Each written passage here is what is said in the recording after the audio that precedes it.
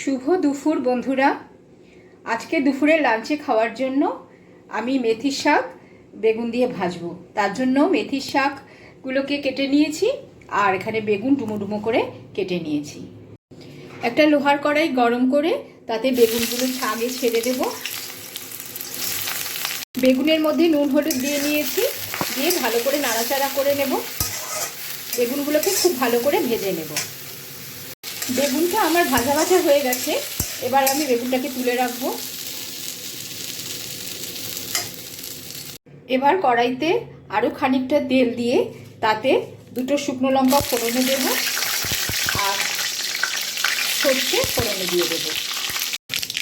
এবার শাকগুলো সব দিয়ে দেব। এবার শাকের মধ্যে নুন হলুদ দিয়ে দিয়েছি, দিয়ে ভালো করে নাড়াচাড়া করে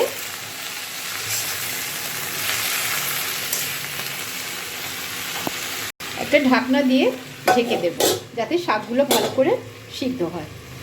দেখো বন্ধুরা, আমার শাকটা ভাজা ভাজা হয়ে গেছে, শাকটা সিদ্ধও হয়ে গেছে। এবার আমি আগে থেকে ভেজে রাখা বেগুনটা এর মধ্যে দিয়ে দেব। দিয়ে ভালো করে নাড়াচাড়া করে